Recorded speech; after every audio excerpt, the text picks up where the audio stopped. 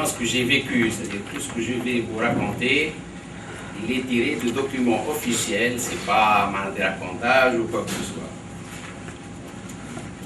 On appelle PUE, donc c'est des fondations profondes, quand le bon sol est à plus de 10 mètres en gros de profondeur.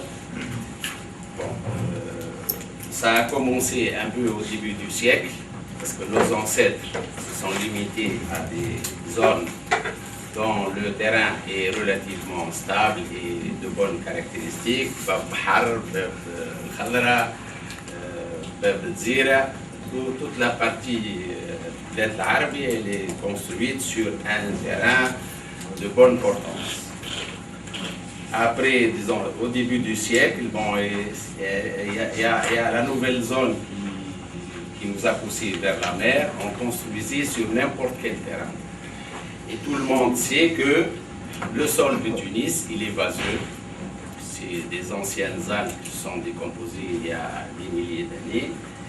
Et à partir de Bab Bahar, le terrain est vaseux à partir, disons, sur 20 premiers mètres, et ça peut atteindre 50 mètres de vase. Plus on se rapproche de la mer, plus la profondeur augmente. Donc, les premières bâtisses construites au début du siècle dernier, c'était des bâtiments relativement basses, de R+2, R+3, R+4. Et on utilisait des systèmes traditionnels, un peu sbata, bon, c'est genre de chaux et mélangé un peu avec du sable et damé, bon, pour un peu consolider les couches de surface. En fait, ça n'atteignait jamais les profondeurs. Les premiers pieux, disons, si on peut appeler ça pieux, c'était pour le chantier du Palmarium, Tunisia Palace, l'ancien hôtel Tunisia Palace et le Palmarium. Quand on l'a démoli dans les années 90, on a constaté que ce bâtiment était fondé sur des pieux en bois. En fait, ce n'est pas tout à fait des pieux, bon, c'est des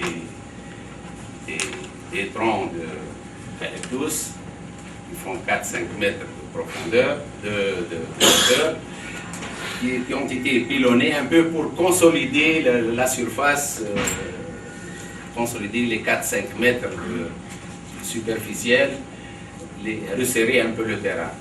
Ces pieux en bois, à mon grand étonnement, après un siècle de séjour dans le sol, ils sont sortis intacts. On dirait que c'était il y a un mois qu'on les a enfoncés dans le sol. C'est que le bois, il se conserve très très bien quand il n'y a pas d'oxygène. Il est dans l'eau, il est dans une situation confortable, donc on les sort donc, à l'état où on les a mis. Après ces pieux du Palmarium, le Palmarium a été construit vers les années 1900, c'est-à-dire, je parle de l'ancien Palmarium avec l'hôtel Tunisia Palace. Et c'est moi-même qui s'est occupé de la reconstruction du Palmarium avec les parois moulées et deux sous-sols. Donc je connais les dossiers, on a vécu, on a des plans, on a des sondages, et on sait comment ça a été fait. Les premiers vrais pieux, à ma connaissance, il y a eu les pieux battus du ministère de l'Intérieur. Ça, l'architecte Kyriakopoulos m'a raconté un peu une anecdote à ce sujet. Il m'a dit que c'est des pieux à peu près à 40 mètres de profondeur, c'est des pieux battus. C'est des pieux battus en deux morceaux. On fait le premier 20 mètres, on les enfonce, ça s'enfonçait facilement comme dans du beurre. Ils ont dit bon, et après ils soudent la deuxième partie, ils commencent à taper pour enfoncer le tout. Disons, l'approche de l'entreprise, elle a dit, bon, je vais faire la première moitié. Donc, ils ont enfoncé tous les pieux sur les 20 premiers mètres, et après, ils ont dit, on va s'occuper du reste. Manque de peau, quand ils ont voulu, ils ont rallongé, faire des rallonges et retaper sur les pieux ne voulaient pas s'enfoncer. Le terrain s'est reconsolidé, je ne sais pas, c'est un phénomène un peu bizarre. Sur la base de Tunis, il y en a d'autres phénomènes aussi bizarres. Alors, qu'est-ce qu'on fait? les pieux sont à 20 mètres et c'est insuffisant. Bon, il a fallu attendre quelques mois, importer un grand mouton, un engin beaucoup plus performant pour enfoncer le reste du puits. Bien sûr, donc, il y a eu des difficultés à l'amorçage de l'enfoncement, mais une fois que l'amorçage est fait, le puits descendait correctement jusqu'à sa cote finale. Donc ça, c'était l'anecdote du ministère de l'Intérieur, Richard Ahmed Bourguiba. Il y a eu aussi des pieux battus. Ça datait des années, après la guerre, c'est dans les années 46, 47. Il y a eu des pieux, à ma connaissance, des pieux battus sur la douane, dont je me suis occupé d'une surélévation dans les années 1986. C'est des pieux battus relativement courts, qui ont été faits en un seul tenant. C'est un bâtiment qui n'est pas lourd. Et les pieux sont, d'après les dossiers que j'ai pu récupérer à l'époque pour faire la surélévation, c'est des pieux de 22 mètres de bord. Après, il y a eu les pieux de l'Africa, les fameux pieux de l'Africa. À l'époque, on était encore au lycée. Bon, on entendait parler que les pieux de l'Africa, ils les battaient et les retrouvaient au port. C'était une blague. Je me suis occupé de la rénovation de l'hôtel Africa il y a une dizaine d'années pour le mettre en conformité avec la sécurité incendie et en particulier rendre la structure stable au feu 2 heures.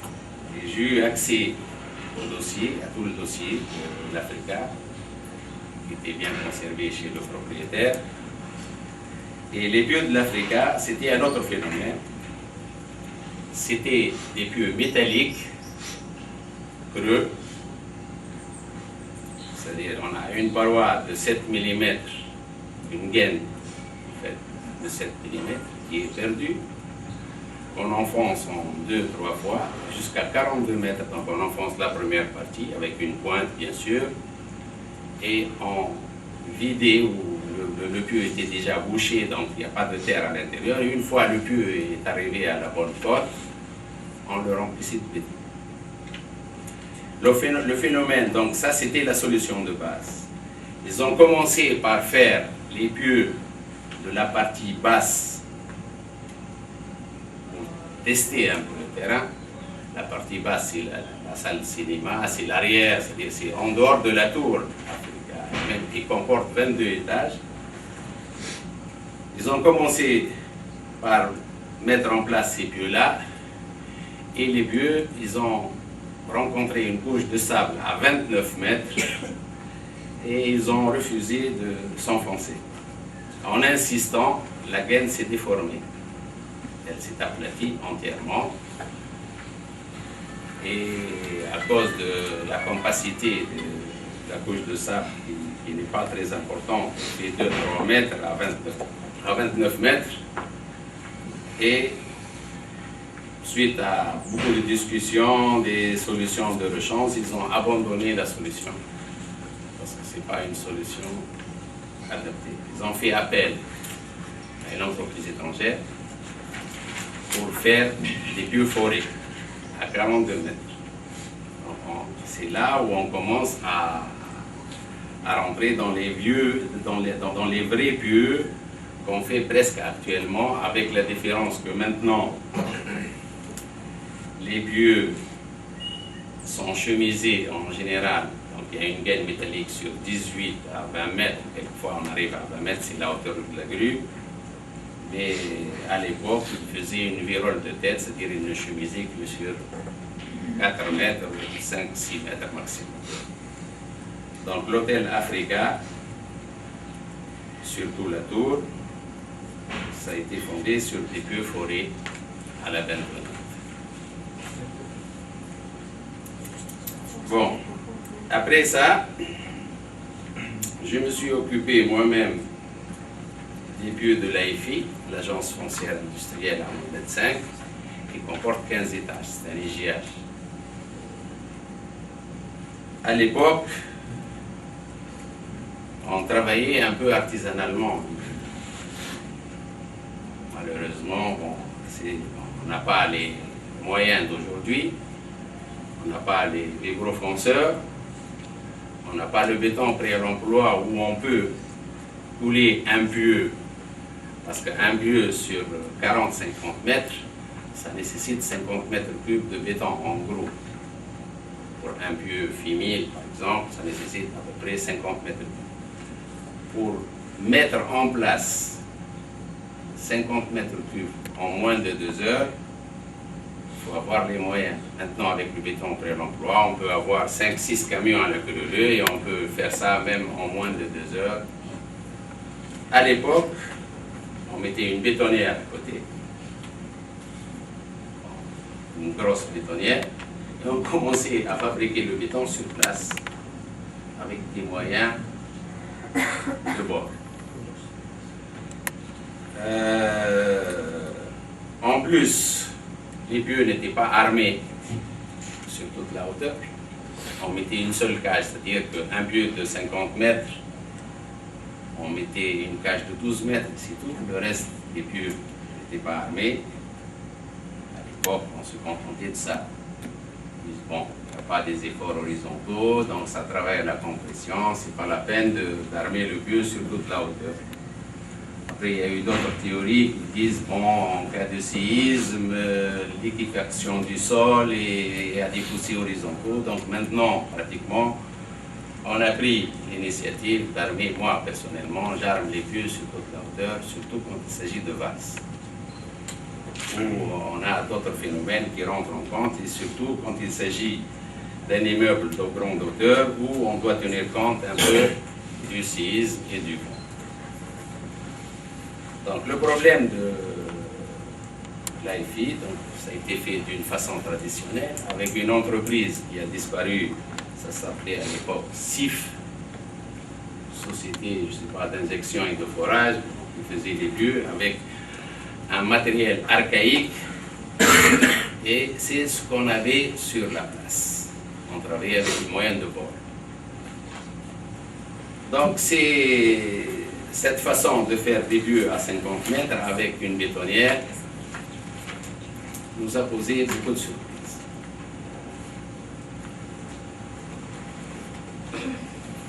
Les pieux, bon, c'est-à-dire que le béton qu'on coule dans un pieu, la première gâchée, c'est elle qui sort en haut. Donc on coule le béton frais en bas, et le béton qui a été coulé en premier lieu, c'est lui qui remonte en surface. Malgré qu'on met des retardateurs de brise, et si on met trop de temps, 4-5 heures pour bétonner un pieu, le béton commence à durcir et on ne peut plus retirer la colonne de béton. Ce qui est arrivé sur ce chantier, c'est que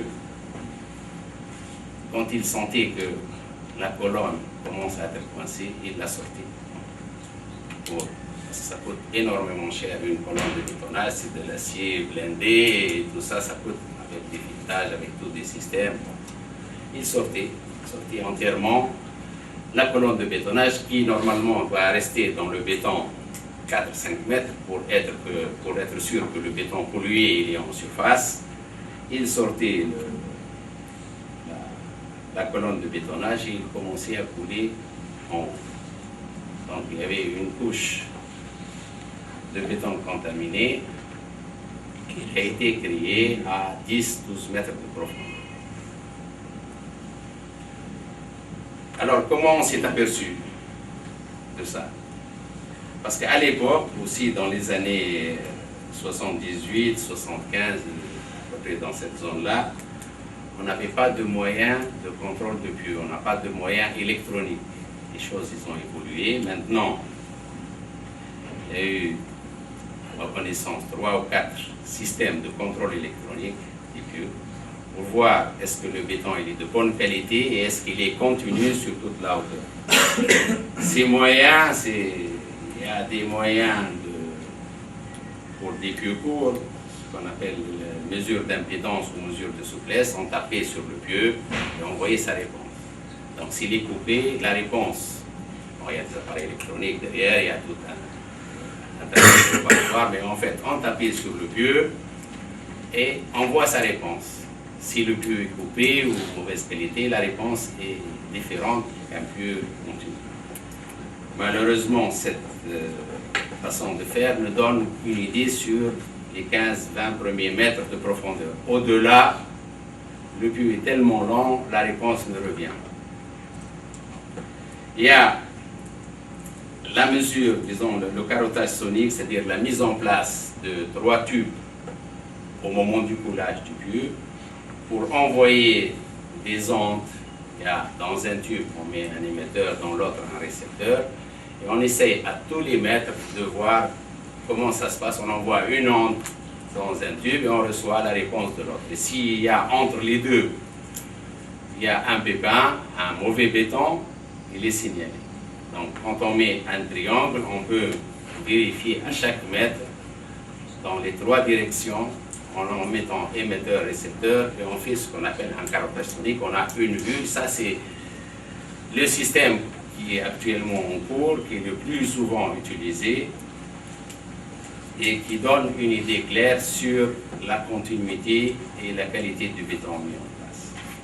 Il y a aussi une autre méthode, je ne sais pas, peut-être elle a changé de nom, à l'époque ça s'appelait MST, c'est pas maladie sexuellement transmissible, c'est microsismique de transparence. Cette méthode, elle sert beaucoup plus, elle donne une idée sur la continuité du flux, mais elle sert surtout à contrôler la fiche du pieu. À dire que le pieu, bon, vous travaillez, vous forez, vous mettez du béton, vous dites je suis à 50 mètres, qui est dit que vous êtes à 50 mètres? Peut-être que le pieu il est à 40 mètres, au moins. Donc là, on fait un forage à côté du pieu, à quelques centimètres, disons à 50 cm, et on descend le forage plus profond que le pieu lui-même de 2-3 mètres. Et on envoie un émetteur et on reçoit la réponse par le pieu. Donc, on a une idée sur la fiche du pieu et on a une idée grossière sur la qualité du béton. Donc, à l'époque, on faisait que des essais de chargement. Donc, jusqu'aux années 75, quand on n'avait pas ces moyens de contrôle électronique du pieu, on chargeait le pieu. On les chargeait soit statiquement, on fait une plateforme, on met des poids, à 200 tonnes, 250 tonnes, on le chargeait en général 50% plus que sa charge nominale pour voir comment il va se comporter. Ou on le chargeait par des ancrages. On met des tirants et on met un vérin et on essaye de pousser par des vérins ce pieu vers le bas en mettant des ancrages. Bon, ça c'est le système classique qui a été utilisé.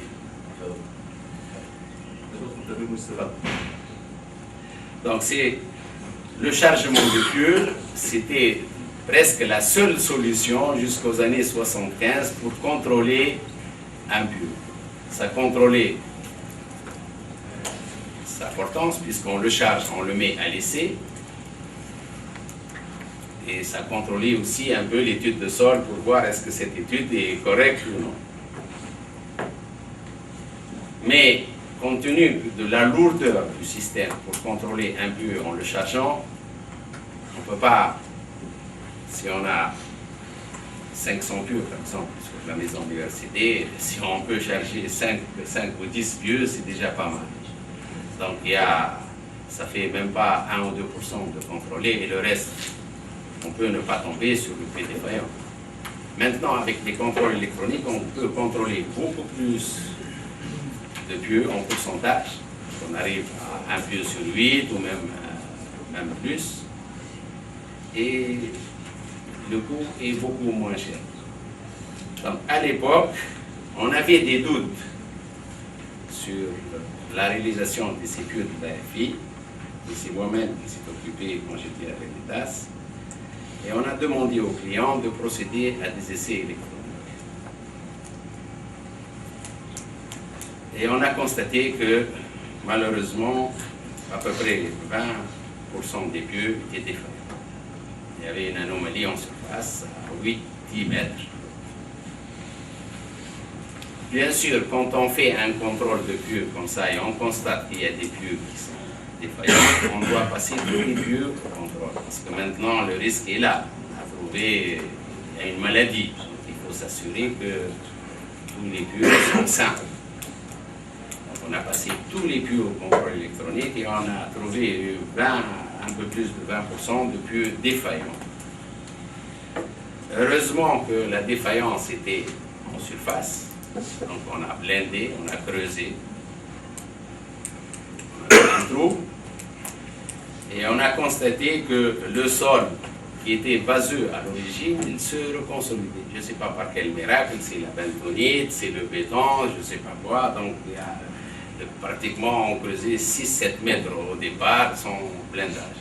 Après on a eu peur des éboulements, on fait un blindage et on descend. Et donc on a cassé le pieu et on a coulé un poteau à la place. Malheureusement j'ai des photos, mais bon, c'est-à-dire que sur certains cas où le défaut était en contact avec la fin des aciers, parce qu'on a une cage d'armature de 12 mètres, et quand le défaut était à 11 mètres, 12 mètres, 13 mètres, et on arrivait au défaut, le pieu se couchait. Donc il n'y a plus d'armature. Quand le défaut est un peu à 9 mètres, c'est l'armature qui essaye de maintenir le pieu en place. Mais quand le défaut est un peu plus bas, le pieu se plie en deux. C'était vraiment une catastrophe si on n'a pas vu ça. Donc ça c'est l'AFI. Après, on a eu un problème sur un petit chantier du ministère de l'Équipement. C'est le magasin de stockage des fils pour la maison de la retraite. C'était aussi dans les années 75, 77, dans cette période. C'était un magasin de 5 étages où les surcharges sont énormes. Prenez à l'époque 1,5 tonne par mètre carré de surcharge, paraît-il que le fil c'est lourd, mais en fait, l'ingénieur il a un peu exagéré, il a mis 1,5 tonne pour être tranquille. Et bon, en fait, quand on stocke des fils, il y a des rayonnages, il y a des zones qui ne sont pas occupées par les rayonnages, des zones de circulation. La surcharge a été un peu exagérée dès le début. L'une des caractéristiques de la zone de Tunis, la base de Tunis, il y a des zones meilleures que d'autres. En particulier la zone de Lafayette, on a une croûte dure qui peut arriver à 1,5 mètre, 2 mètres, mais souvent elle ne fait que 30-40 cm. Elle n'est pas homogène suivant les endroits. Et cette croûte est difficilement traversable, c'est-à-dire il faut avoir les moyens, il faut que l'entreprise soit équipée pour casser la roche à cette profondeur. Bon. Pour quelques bâtiments,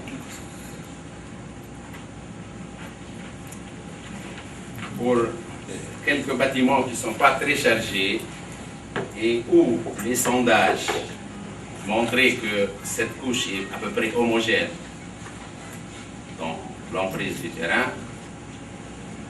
on prenait quelquefois la solution d'arrêter les fondations au-dessus de cette couche dure. Mais quand on constate que cette couche n'est pas homogène, que quelquefois elle disparaît sur certains sondages où elle est très faible, on demande à l'entreprise de la casser et de passer à 400 pieux sur un projet, et puis le projet à côté, il a 150 pieux. C'est avec la même surface, donc on commence à mettre en cause. Il y a des calculs. Bon. Donc, ce que je veux dire par là, il faut faire des études de sol sérieuses et des études poussées. Ça fait même pas des avant-projets d'études de sol. Parce qu'il fallait pousser. Parce qu'une étude de sol, ça coûte rien du tout, ça coûte 10 000 dinars. Des pieux, c'est 2 millions, 2 milliards. Vous voyez un peu le rapport. Donc il vaut mieux faire une étude sérieuse par des gens qualifiés et faire le maximum de sondages, le maximum d'investigations pour essayer de réduire le coût et de ne pas dire là vous avez fait 100 pieux et l'autre il a fait 150 et là il commence à nous emmerder à droite à gauche. Voilà, donc là il y a l'optimisation, il ne faut pas dire que les pieux ça coûte cher, bien ça coûte cher mais il faut les optimiser. Et nous on a un cas d'école où le client il est là, c'est Tarek, il est là, on a fait pour lui devant la foire de Tunis 100 pieux, 101 le top, et l'autre en face avec le même terrain il a fait 150 pieux. Et nos pieux c'est des pieux de 80 et de 800 et 1000 1 mètre de diamètre, et les autres c'est des pieux qui vont jusqu'à 1 mètre 20, qui sont beaucoup plus gros.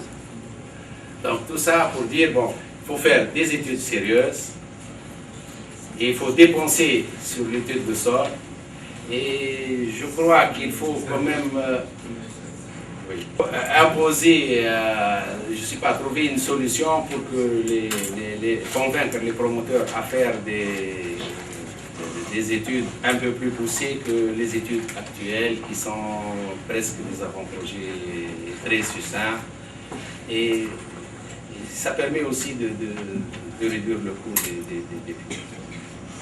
Je pense que les études de sol actuelles sont un peu légères. Oui, concernant l'émission géotechnique, le grand problème actuel هو اللي قاعدين en effet نخدموا في compagnie géotechnique من الأول définie avant l'étude d'exécution اللي par la suite l'ingénieur conseil ياخذ الكونكلوزيون تاعها وياخذ.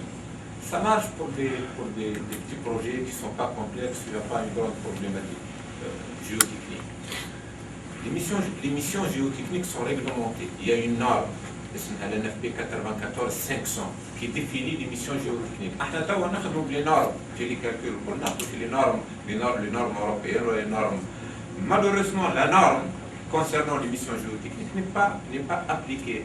N'est pas appliquée par l'ignorance, n'est pas appliquée parce que ça n'arrange pas aussi certains à taper différentes interventions des géotechniciens.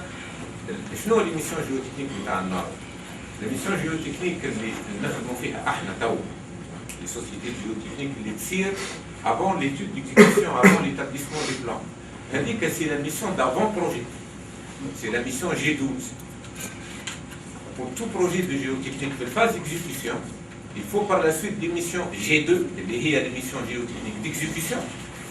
Il y a des missions G3, G4, accompagnement au cours des travaux pour assister aussi le promoteur ou l'entreprise pour la réalisation d'ouvrages géotechniques. Il y a une mission géotechnique aussi qui est la mission d'expertise en cas de problème. Nous militons في la TNS, في l'association tunisienne mécanique des sols, pour l'introduction de la norme NFP 94-500. Nous avons invité, عملنا une journée, nous avons invité معنا des assurances, عرفنا بالنورم, راهو فما réglementation في l'émission géotechnique. رانا توا actuellement on se limite uniquement à l'émission G2. ماذا بينا au moins ندخلوا l'émission G2.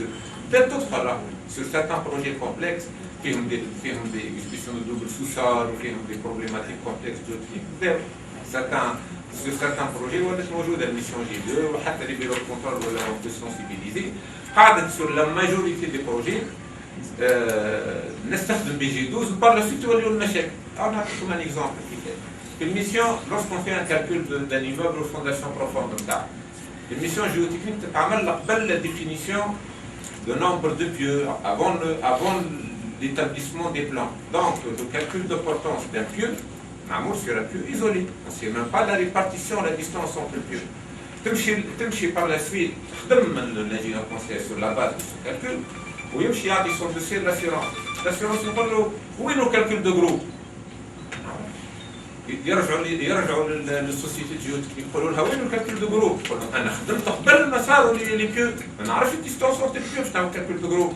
هاكي راهي تدخل في ميسيون جي 2 وتقعد هنا ماتش معناها نتاع بلاتينيس entre الريزيدون كونسيل والجيوتكنيك يقعد بروموتور حاير بيناتهم شكون يقول انا عملت كالكول على بورتونس عطت هذه السوسيتي دو جيوتكنيك دونك خرجت لي بلان عملت الكالكول نتاعو بس يقول له لي في دو جروب دونك على خاطر فما ان غران بروبليم اكتويل في l'application نتاع لا نورم كي ديفيني دون فاسون تري كلير لي ميسيون جيوتكنيك راهو في لي تو بتي بروجي والكل ما فماش مشكله اما توا قاعدين كل يوم نمشيو vers des projets encore plus complexes توا يجيونا دي promoteurs pour faire on ne se contente plus de 2 sous-sols nous avons plein de projets sur lesquels des promoteurs demandent à faire 3 sous-sols le centre urbain nord qu'on appelle des centres commerciaux اللي يحبوا يعملوا 3 sous-sols هنا ندخلوا في des problèmes très complexes de géotechnique راهو une simple compagnie géotechnique وفيها des conclusions avant l'établissement de projet n'est pas suffisant donc je saisis cette occasion pour dire que فما une norme elle est à la disposition de tout le monde اللي يحب ياخذ منها كوبي يحط الميل نتاعو نبعثو غيره la norme NFP 94 500 définit d'une façon très claire les missions de géotechnique وتوا compte tenu de la complexité du contexte actuel احنا كما قال Toujani nous avons la chance en étant géotechnicien et la malchance pour les promoteurs que nous avons un sol très mauvais, l'un des plus mauvais au monde. Et donc nous avons une problématique أصعب من اللي عندهم في فرنسا وفي أوروبا. Et donc l'application des normes géotechniques, elle s'impose بينا احنا أكثر من العباد الآخرين.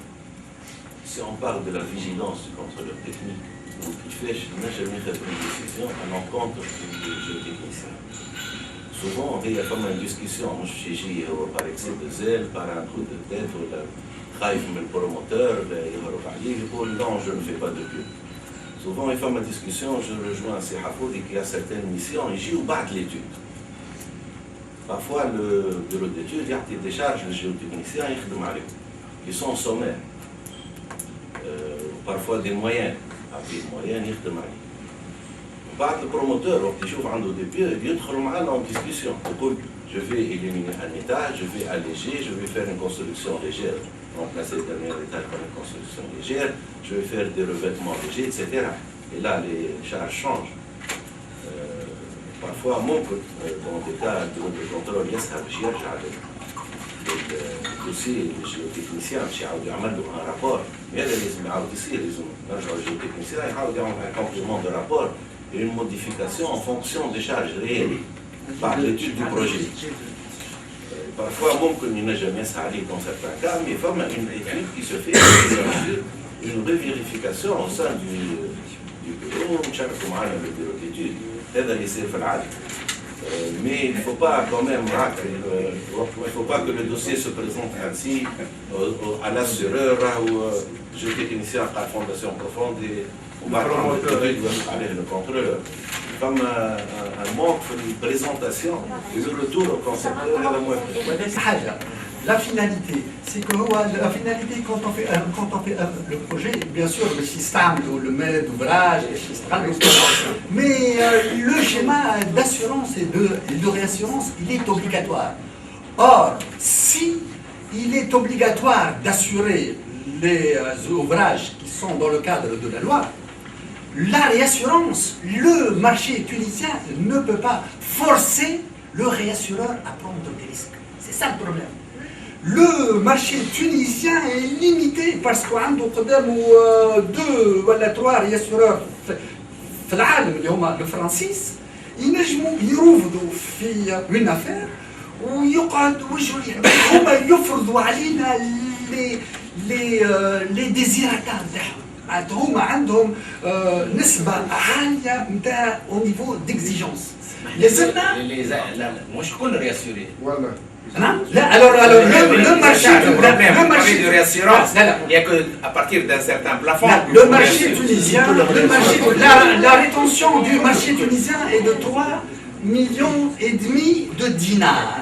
Au-delà de 3,5 millions de dinars, c'est la rétention du marché local.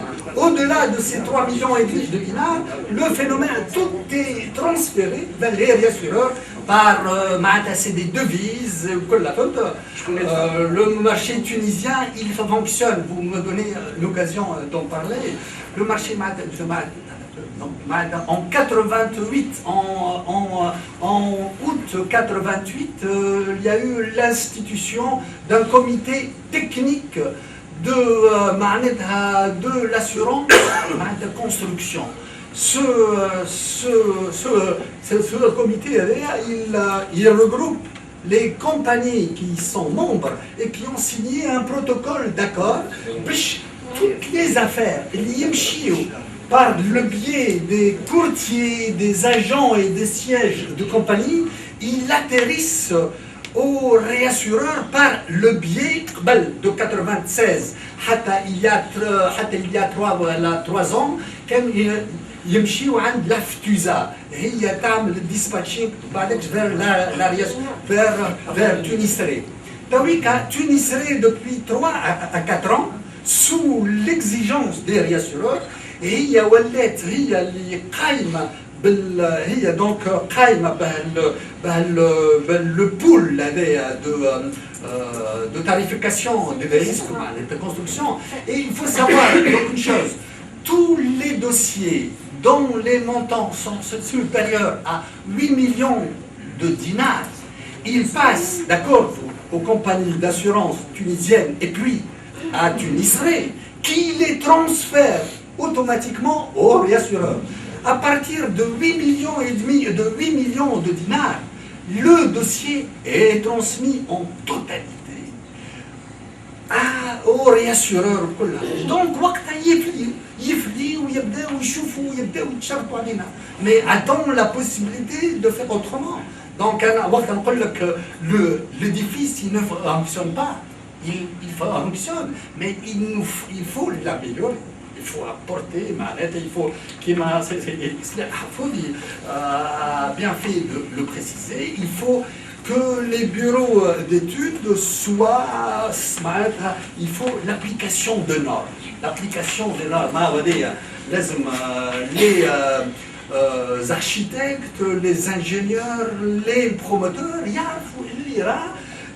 l'étude, l'étude de sol. J'ai un dossier que j'ai examiné il n'y a pas très longtemps. Étude de sol représente 0,05% du montant global de l'ouvrage. Or, l'étude de sol, c'est l'étude à haut risque. Tous les risques sont basés sur le sol.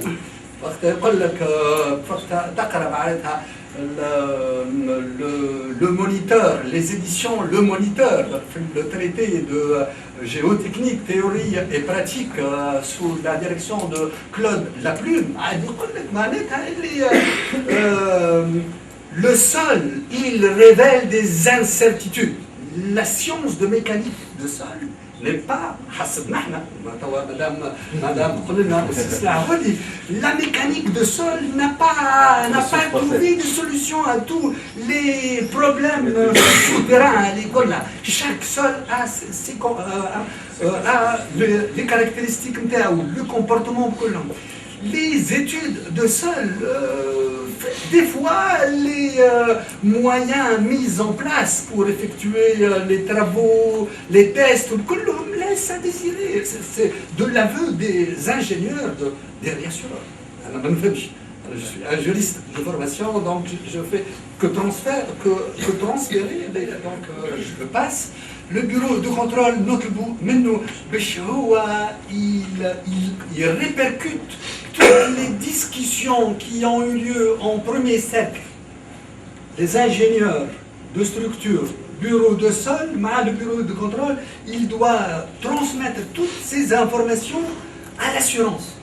كانت تصير معلومة ناقصة تصير un blocage, le réassureur donc يقول لك je ne suis pas en mesure de tarifer, il me manque telle ou telle note complémentaire.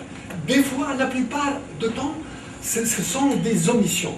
Mais il y a aussi des fois où les calculs n'ont pas été faits dans les règles de l'art. Le bureau de contrôle, il les reprend à son compte. Le bureau de contrôle, c'est l'interface des réassureurs. Les bureaux de contrôle ont été créés à l'initiative des compagnies d'assurance. Lors des bombardements de la première guerre, le nord de la France a été dévasté.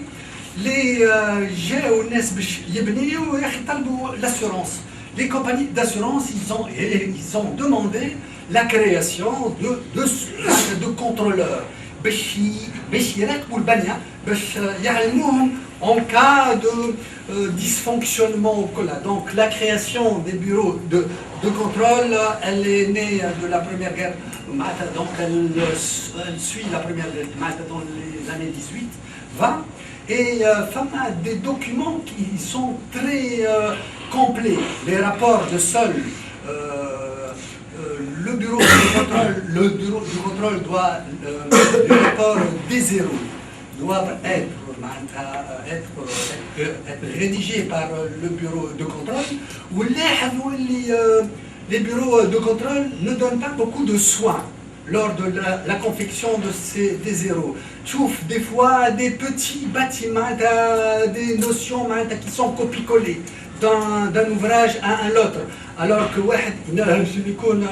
un ouvrage de hauteur fait une complexité donc ma famille اهتمام كبير de la part des bureaux de contrôle. Bien sûr pas tous, فما اللي يحسنوا خير الاخرين، mais ديما عندهم c'est quelque chose de formalité. C'est une formalité qu'on doit donner à l'assurance, alors que non. Le rapport des 0 et le rapport des 1 doivent donner une cartographie des risques. وقت تجيو تشوفوا في الرابور des 0 فما le guide de rédaction. Le guide de rédaction est très il est très complet. Il suffit au bureau de contrôle de donner le descriptif qui m'a talbinou les réassureurs. Or, on est sur notre fin quand on lit des rapports de contrôle. Le risque est normal. Le réassureur, voilà. Il est plus sécurisé. Il voit que le risque normal.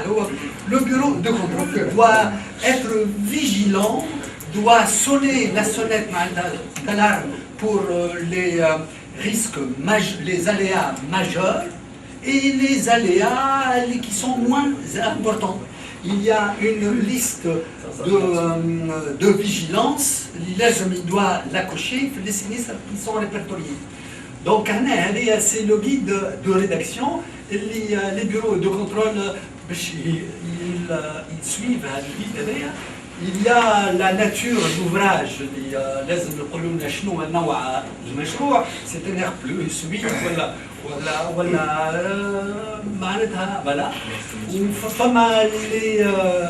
Les paramètres qui sont liés au sol.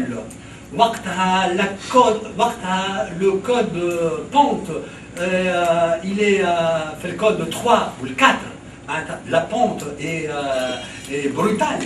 Le bureau de contrôle doit rédiger une note complémentaire. On a pris les précautions nécessaires. Or, il ne les explicite pas tout le temps. فما بخل شويه de la part des ingénieurs. Donc Stens, il coche des croix dans des cases. يعمروا دي كاس ما عندهم مشكله في الكتيبه، لازمهم يكتبوا، لازمهم يفسروا شنو لي ريسك اللي لوفراج ينجم يتعرض لهم وشنو ثم ديكري خرج on n'a pas les équipements ديكري خرج en 98 ولا حاجه qui n'a pas été appliqué. يقول لك راهو المير معناها doit exiger l'attestation d'assurance décennale. معناها احنا on s'attendait à certains moments les assureurs décennales كونوا جماعه التراتيب باش يخرجوا للشوانت Vous فهمتني ولا ils vont demander l'attestation décennale sinon ما يعطيش l'autorisation bancaire. الرخصه لما تجيب له اي ماما دوكري qui n'a pas été appliqué والله تو ما نستحضروش ما موجود. Une loi. لا لا Une loi de 2002. loi de finance ولا اي Il a été voté, c'est Hey. une loi de 2002. تجبر le maire de demander de voir s'il y a eu دونك مشكلتنا احنا ناسيونال ديسينال في تونس كونه لوبليغاسيون موجوده لكن ما ثماش كنترول شكون يطبق فيها الوحده هذه. ما نحكيش على الوحدات بيبليك وكذا. ثم كما قال سي مصطفى بكري قال فما 20 je dis 30% des bâtiments qui souscrivent l'assurance décennale. Les 70% مش قاعدين يعملوا. خاطر ما ثم حتى كنترول ما ثم حتى واحد جاء قاعد يتبع في تطبيق القانون هذا.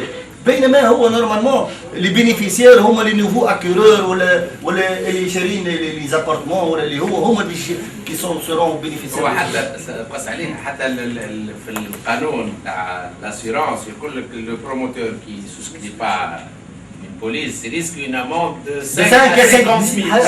À 50 000. C'est rien du tout. لا لا سمحنا يقعد مخالف القانون. لا ثم حاجه يخلص اما يقعد مخالف القانون. اما هذا ما يعرفوش. ميم حتى الاخطيه مش حاجه كبيره. اي جوستومون اما يقعد لكن ما يتبع فيها حد الاخطيه هذه. شكون لازم يتبعها؟ وزاره التجهيز معناها البروموسيون ايموبيليير وزاره التجهيز. وزاره التجهيز اما في بالي وقت اللي خرج القانون هذا نتاع 2002 a été bloqué par الوحده نتاع البروموتور ايموبيليير. قالوا احنا ديجا عندنا كون طالع برشا وعندنا برشا مشاكل ما تزيدش تثقلوا علينا لاسيونس ديسينال. وقعدت غاديك قانون ما عمره ما خرج فيه حتى دوكري دابليكاسيون ولا في هذا شنو دونك كيما اون بو فير اون اكسيون bien sûr على الجيوتكنيك اوبليغاتوار كما اون بو انا نحاولوا نخرجوا بيه على الاقل نتصور انا من الوحده هذه اون اكسيون بور كو ما عادش يولي في الموان ديزون بالنسبه للبيرو كونترول في توسكي واحد كما اون بو فير على القانون هذا نحاولوا نفعلوه باش على الاقل الناس الكل تخدم معناها سوات واحد وابريتو حتى البروموتور في مصلحته في مصلحته دابور يبدا كوفير. اثنين يبدا مطابق للقانون. وتروازيامون سي بليز امبورتون ابريتو هو مش باش سي با بي كي با بي لا بريم فان كون فهمت دونك يعملوا فورماسيون كومبليمونتير تمثل الكونترول. فما لي كونترول ديزيتود فما لي كونترول دي ترافو. دونك مش كل انجينيور يقول احنا جيني سيفيل ولا الكتريك واحد. لوجيكمون لي بيرو دو كونترول تاعنا ينجموا هما يلقاو مع بعضهم ان سيرتان فورماسيون كومبليمونتير فيزاجيو تاع باش ما يكونش اللي هو نتاع شونتيي راهو عنده لي بارتيكولاريتي واللي عنده ديفيكولتي او نيفو دو زيتود كيما نحكيو من السماره حتى ليكزيكسيون عندها فلسفه اخرى. دونك احنا سا نو مونك دو بوان دو في كاليتي. اثنين دو بوان دو في كونترول كونتينيو سا ايتي في دون ان اوبجيكتيف كان تعرفوا لي ريغلمون تو بعد هذه ربما الاخت مش تحكي لنا على الكالكول في السي دي اس 68 وسحسونا خدم بهم فما كانوا دي كوفيسيون نتاع لو ديغري دو كونترول دو شونتي حتى تو في البال موجوده ما همش برشا اللي يمشيو في الريزولتا. دونك هذا كيفاش انت تاسيور اللي عملته انت في الامون سور البلان بارامتر مش تلقاه في التران. لو كونترولور هو يخدم بار سونداج ويباس بار سونداج il assiste le maître d'ouvrage. Le concepteur اللي بكري وخايل دخلوا كل وقالت كيما لي زاسيورور تفضلوا لونتربريز مان ديزون والبلد كونترول مان ديزون. لو كونسيبتور اللي هو عنده زاد اون غرون بار دون 80% اكثر فهمني سي ان انتلكتويل كي ديفيان معناها سوتروتون شيء لو بروموتور سواء بيبليك ولا بريفي. الوغ كلي انتلكتويل نورمالمون هو اللي لا pour défendre les paramètres عليهم sur le plan théorique. Deux باش يحافظ عليهم sur le terrain. Donc il est là en tant que responsable كما قالت حسون. Mais le maître d'ouvrage في القانون ديكري 68 واضح وجا 94 فيكم انتم في les assurances يقول لك le maître d'ouvrage a le droit d'être assisté par le bureau de contrôle. Mais le bureau de contrôle ne se substitue pas en concepteur. Mais le GMC là يولي concepteur ما يعطيش des solutions يعطي un avis. وماهوش entreprise qui donne des solutions d'exécution. Il donne des avis. هنا اللي نشوفوا فيه احنا مش خويا نبيل 10 قديمه ونعرفوا بعضنا من اللي كون كنترولور. دونك احنا توا قدام دي بيرو دو كنترول اللي بالنسبه لنا صحيح عنده ان سي في دو 10 ولا دو 20 ans. Mais est-ce qu'il a la pratique, les bonnes pratiques de contrôle? Ça, c'est la responsabilité de la société. Pour ce pays-là, قدام les jeunes اللي طالعين، قدامنا احنا en tant que responsable خدمنا البارتي من الكارير بتاعنا. قدام ان بروبليم دي بروبليم زادوا مشاكلوا كنتوا تحكيوا على التران دو جراند تونيس اللي يبوفيه ولينا في الموفي سول.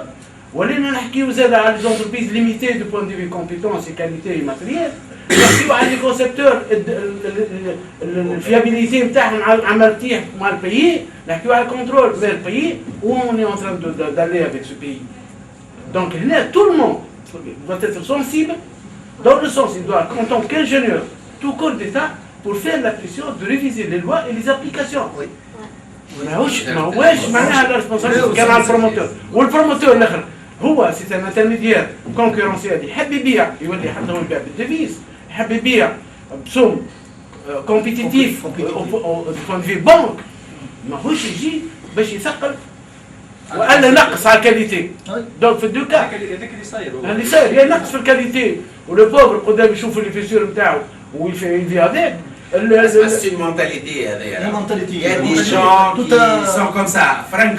وثم ناس اللي احنا عندنا شازي اول بروموتور قدامنا المخاول 400 مليون اغلى وخذا المخاول هذاك ما مشاش للمهندسون عشان يلسي كو لا كاليتي ساسبي بيرسونيلمون انا 400,000 دينار سي دار 400 مليون sur un marché de 5 je sais je connais ces termes. Il les a payés عشان يلفوا une qualité. انا جو فيز Mais ثم d'autres promoteurs يقول لك لا l'agent public نشد l'immobilier de l'avenue كنشد tout ce qui est sympa tout ce qui est slip tout ce qui قداش يمثلوا هذوما من المارشي يمثلوا الماجوريتي. نعم صراحه يمثلوا في 60% لا با دي تو هم عاملين كلمه بالمارشي. لا هم هم لوكوموتيف هم لوكوموتيف حتى لو كان معناها اذا كان الببليك يمشي ما عادش بالمونديزون راهو البريفي البريفي يفهم فين الكاع نتاعو خاطر الكاع نتاع البريفي هو في الكاليتي نتاعو في ليماج مارك نتاعو والبروجي اللي من بعد مش في الكول يدفع عليه برا. sensibiliser les promoteurs. Sans penser à la promotion. Je suis le bâtiment civil. Un problème du budget, mais je suis flou ou commercial. Non, c'est un montage qui m'a fait mais c'est pas un problème. Un bâtiment civil. Là, c'est un problème de montage, non pas d'application de la loi ou réflexion. Ils sont substitués sur le plan concurrentiel. Public. L'école préparatoire عنده بالنسبه لي هو ان بيجي عطاته له بير دو فون حب يقعد فيه. فهمت عنده اللي يحب يقعد فيه هو اللي تاع شكون على النسيان Qu'est-ce que représente la mission représente la qualité. لا وحده c'est la qualité. معناتها ماهوش البيت الكراتيب مش بالفلوس مش على الفلوس نحن نحكيو على السيستم راه مش في حكينا عن بروموسيون بيسكو نحكيو على الباتيمون سيفيل كي لي ان بودجي مش لي ان بري كوميرسيال. C'est le système.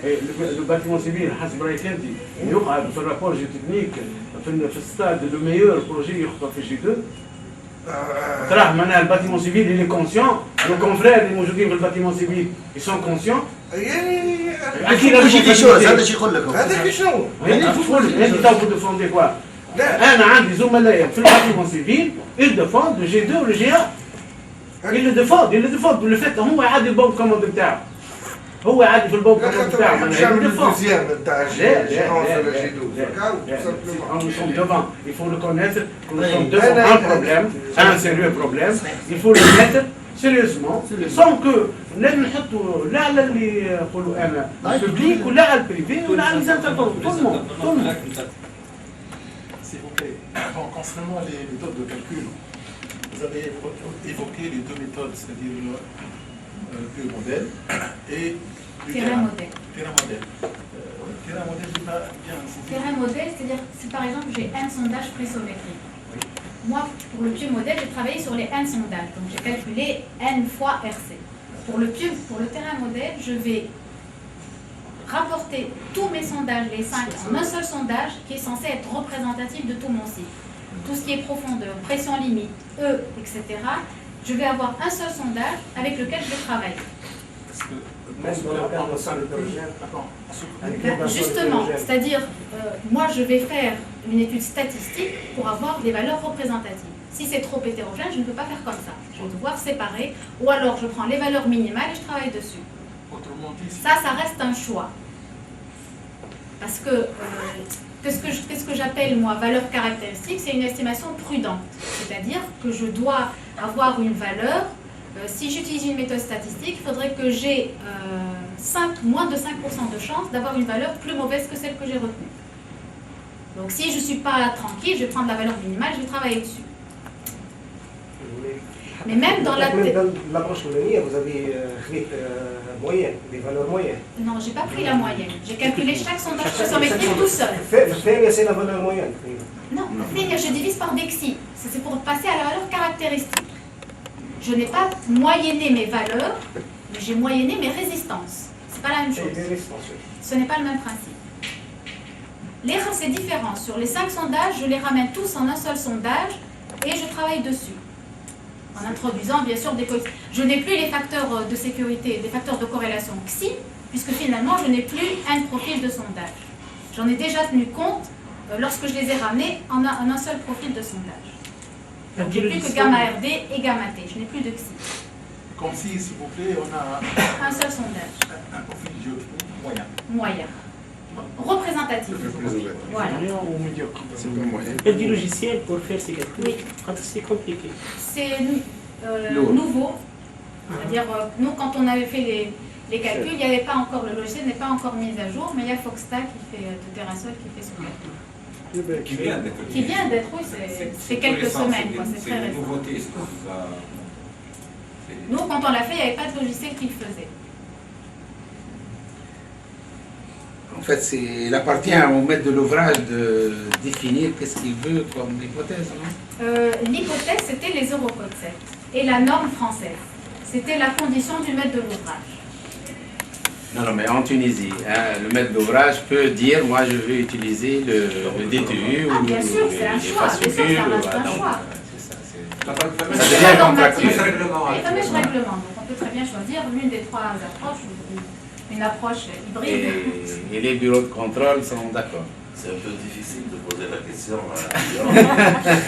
Non, mais parce qu'on va opter toujours, bon, le bâtiment, c'est-à-dire jusqu'à maintenant, il y avait 2 façons de calculer. Une plus ou moins réservée aux ouvrages d'art et l'autre au bâtiment. Maintenant, on a 3. Et bon, on passe d'un DTU très gentil, un DTU 13 au 62 déjà, qu'on a du mal à encaisser, et puis encore à l'Eurocode. En Europe, l'Eurocode va remplacer. C'est venu caduc. Ah bon? Ah oui, mais ils sont encore valables. Maintenant, une fois, les pêches en européens cadrent les normes nationales. Oui. Comme à l'euro. Il n'y a plus de francs, il n'y a plus C'est un modèle de structure que l'Eurocode. Concernant le mode de calcul du frottement latéral, est-ce fait par un maillage en élément fini ou bien comment? Une discrétisation, on peut le faire tous les mètres. Moi, par exemple, je choisis de le faire, c'est une intégrale, donc on peut très bien le faire tous les mètres. Remplacer l'intégrale par une sommation. Somme des QSI, des Z. J'ai travaillé sur des mètres, parce que j'avais des valeurs pressométriques tous les 1 mètre. Je rapporte mon intégrale à une sommation. Il y a des approches par élément fini qui est plus précises. Oui, mais je veux dire, ça donne exactement, c'est pas, puisque les valeurs pressométriques elles-mêmes déjà sont données tous les mètres. Donc ça ne sert à rien que j'aille chercher beaucoup plus précis que déjà mon pas de mesure. Oui, parce qu'il s'agit de définir un modèle rhéologique pour chaque... C'est pas un modèle de rhéologique, non, c'est le profil vraiment des pressions limite nette, c'est pas un modèle de rhéologique pour le sol. Hein. C'est le profil des pressiomètres. Ça vient des essais. C'est juste l'air sous mon profil de mes pressions limites. C'est l'intégrale, c'est vraiment ça. Je n'ai pas de modèle rhéologique à choisir pour mon sol. Ce que je choisis pour mon sol, c'est sur quelle courbe je vais venir justement lire mon frottement unitaire, mon QS. Est-ce que le choix est pour l'Holocauste? Je parle, c'est pas le cas de la Tunisie. Même si c'est pénalisant pour les Européens, c'est un choix en fait qui est, dans un premier temps, c'est un choix d'homogénéiser toutes les pensées européennes. C'est vraiment l'idée de base, c'est que tout le monde parle le même langage. Pourquoi ils sont pénalisés? C'est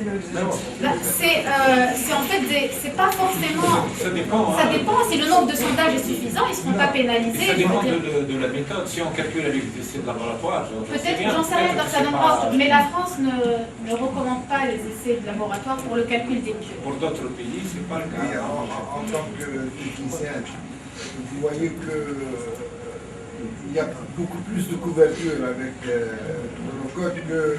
C'est-à-dire, moi, l'Eurocode m'arrange quelque part. Comment vous interprétez cette marge sécurisante? C'est pas forcément une marge sécurisante. Je veux dire, je ne peux pas juger de la marge sécurisante juste à partir d'un seul calcul. Moi, j'ai fait qu'un seul calcul aux Eurocodes. Non, mais la logique de le formuler. Non, pas forcément. Non, pas forcément. Il faut vraiment aller en détail pour pouvoir dire est-ce que j'ai vraiment beaucoup de différences entre... Parce que si vous remarquez, les KP et les QS donnés par les Eurocodes sont plus élevés que ceux donnés par le fascicule. Par contre, on vient les pénaliser un petit peu plus. Donc, je veux dire, la marge, je ne saurais pas l'avoir. En valeur de calcul, vous avez atteint des valeurs moins. J'ai une seule valeur de calcul, on ne peut pas juger sur un seul exemple. Vous pouvez faire des N calculs, vous allez tomber toujours... Avec d'autres types de terrain. C'est ce que je dis, avec d'autres types de terrain, c'est peut-être pas pénalisant. D'autant plus que si le nombre de sondages n'intervient pas dans le fascicule 62, mais alors que dans l'Eurocode, il intervient. Ça, c'est important. Ça, c'est important pour moi parce que ça me permet de demander plus de sondages pour pouvoir personnellement, je vois un que c'est logique. Réaliste. Pardon, madame. Personnellement, je vois que c'est logique. Le moment que je suis en train de voir une structure qui est un modèle, en ce cas structure, plus un modèle qui est mal... On n'a pas beaucoup d'informations sur le modèle sol, qui vient du nombre de sondages et des types de paramètres à soustraire. Justement, donc l'Eurocode pénalise le fait... C'est les Eurocodes, ils ont... la réflexion, la philosophie, c'est plutôt faire intervenir la partie naturelle qui, en réaction à action, avec le modèle de... C'est comme si on récompensait celui qui faisait plus de sondages et on pénalise celui qui n'en fait pas. Oui, c'est logique. c'est plus pour la danse. C'est ce que je dis, pour la valeur caractéristique, on peut très bien la calculer par des analyses statistiques si on a assez de données, ou alors choisir une valeur représentative, au risque de pénaliser le En projet. tant que producteur, il va sauter sur les 500 mètres carrés pour faire un seul sondage. Un seul sondage.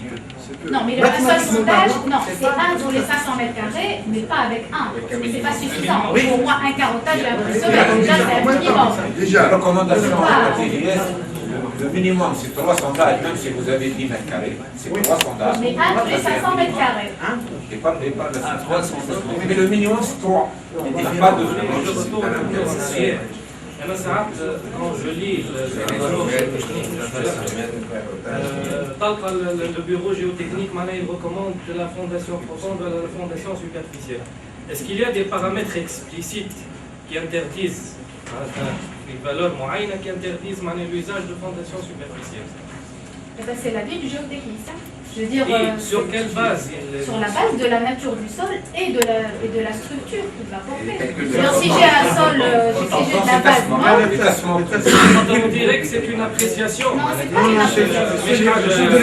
Rationnelle. Est-ce qu'il y a des paramètres rationnels? Si on a un défaut de portance, un défaut de portance ou un défaut de tassement, on ne peut pas prévoir une fondation superficielle. Un tassement excessif ou des tassements différenciés, je peux très bien calculer une fondation superficielle sur de la base, mais qui ne passera pas. On va marquer le point de seulement, entre le point de seulement et ça, c'est quand on a... le contrainte. Bien sûr, ça c'est pour les tassements. Je serais obligé de passer à... Il y a 2 critères, des valeurs de tassement Oui, inadmissibles. des valeurs de tassement. Nous avons fait des rapports avec deux propositions, fondation supervisée, fondation contrôlée. Il y a cette possibilité, parce que si la structure Accepte ces tassements et le maître d'ouvrage accepte ces tassements au bout d'un certain temps, on peut aller vers des fondations superficielles, on peut mettre l'ingénieur à radier s'il passe d'une façon homogène sans problème. Personne on revient encore une fois au maître de l'ouvrage, Le maître de l'ouvrage n'est pas un ingénieur souvent. Donc, Sur certains projets, c'est vraiment des exigences de maître d'ouvrage. et le process, ça doit dépendre des trucs, donc il ne faut pas que ça bouge. L'assise des pieux, est-ce que c'est nécessaire, indispensable qu'elle soit dans le pont sol? Non, pas forcément. On peut avoir des pieux flottants qui travaillent principalement en frottement latéral ou bien des pieux qui travaillent qu'en pointe ou alors les deux. Pourquoi certains bureaux de contrôle, ils exigent de... C'est pas qu'ils Valider, exigent, à au mon bon avis, bon, je peux mettre un bureau de contrôle, mais c'est si j'ai un sol, bon, bien sûr que je ne vais pas mettre des pieux sur de la base, de toute façon, je ne vais rien mobiliser en frottement latéral. Donc, il faudrait que le sol soit déjà confortable. Mais peut-être que c'est un problème de tassement, j'en sais rien, ça peut être un problème de tassement si j'ai un effet de groupe ou un truc comme ça. La couche résistante, elle n'est pas très loin, donc on peut... Si elle n'est pas très loin, autant y aller. Si elle est vraiment très loin, ok, mais si elle n'est pas très loin, si on va pour 2 mètres, je suis tranquille dans ce système, autant y aller. Donc ça dépend du contexte géotechnique. Le zéro-code, parce qu'il parle un peu des parties rencontrées, rencontrées dans les calculs. Ils parlent des remblais, ils tiennent compte de tout. À mon sens, ils tiennent compte de tout sauf des barrages électriques. Ils ne traitent pas les barrages ni يسحبوا لي شبه التورم قلت ساعات بيرو دي كسور باش نعمل ديزانفستيغاسيون كومبليمونتير نشوفوا هذا الرابور ولكن مثلا كليسمون تحس ما عملناش ليسير كليسمون تقول نحبوا نعملوا تاع كليسمون ماتو بالبراج ما يعملهاش بيرو دو كونترول ما تعملوش ريزيرف على الحكايه خاطر المتر بالبراج يحسبها يقول لك فلوس باش نصرف خلينا نقتصر على الموجود ما نعملش انفستيغاسيون كومبليمونتير نجم بعد تصير السيمستر سويت لك الحكايه هذيك خاطر كان صارت التيب كانت نجم تبدل الكونسيبسيون ولا تعمل حكايه ما تفرضوش عليه ولا تعملوا ريزيرف باش يجيونا النداء يخليها الرمارك هذيك وما يعمل حتى معناها رابور كومبليمونتير وعادي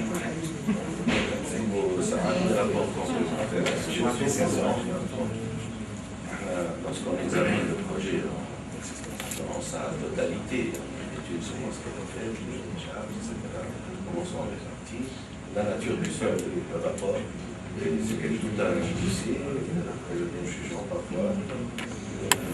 Souvent, ça nous arrive de demander de ces compléments.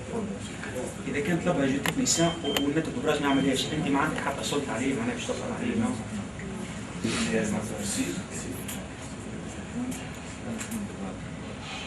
هو le maître d'ouvrage n'applique pas les recommandations dans le géotechnicien, il applique les recommandations dans le contrôle.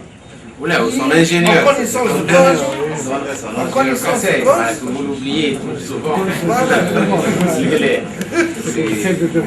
Il a une grande responsabilité. C'est l'ingénieur de taper sur la table s'il constate qu'effectivement c'est nécessaire avant le maître d'ouvrage. La philosophie, c'est que c'est un consortium qui tend à faire que ce soit normal. Donc tout à l'heure, vous avez fait la remarque qu'il y a une conclusion normale. L'objectif du consortium, de l'ingénieur conseil, du géotechnicien, du bureau de contrôle, c'est qu'ils poussent que leur étude et leur exécution doivent être dans les normes et en collaboration.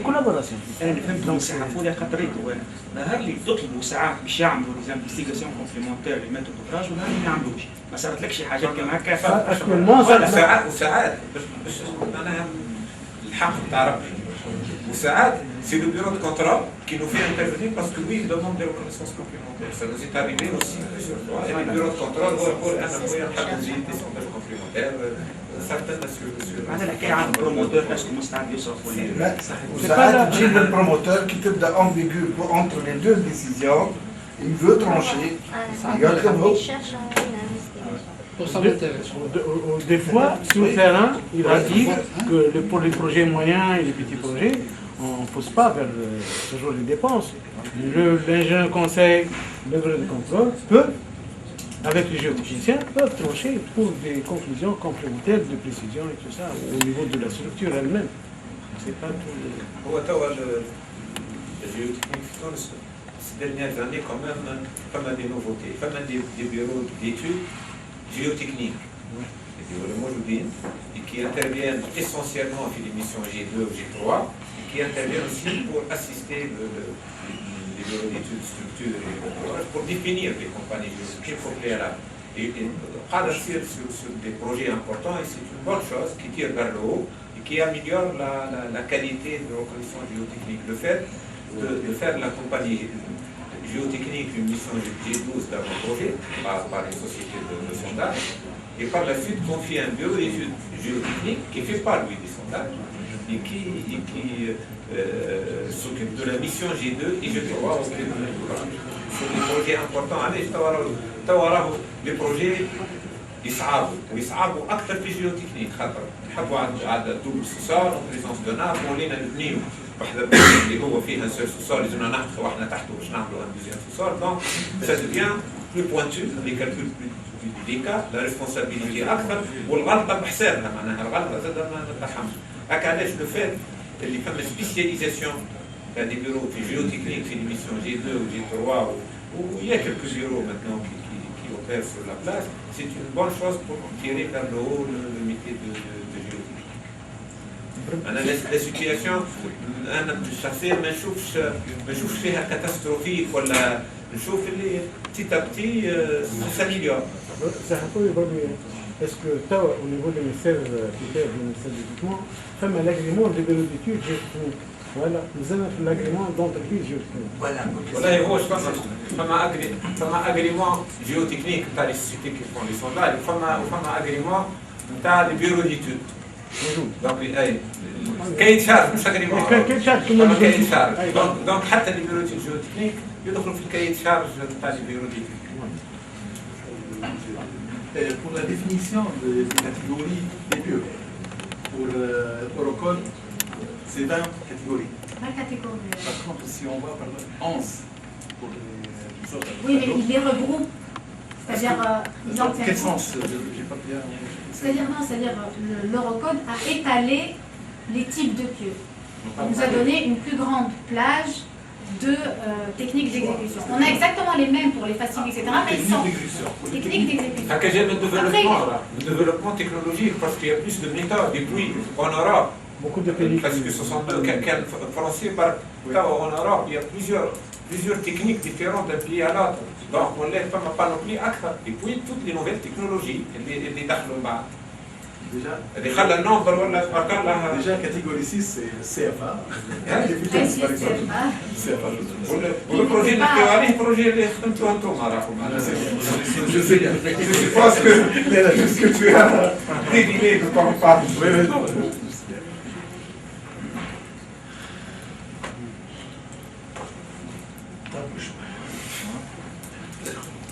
Voilà, présence de la nappe, voilà terrain, en absence de nappe, dans un terrain où il y a du sable, il y a des possibilités de sablage, voilà. Des éboulements. Il faut obligatoirement, si on n'arrive pas à sauver sur toute la profondeur, pour du plus profond, utiliser la définition des pieux forés à sec, ça existe. S'il n'y a pas de nappe, des terrains qui tiennent, il n'y a pas de... Jendo, on fait des pieux à sec, on voit le fond. 15 mètres, 16 mètres, on n'a pas besoin de bétonnier.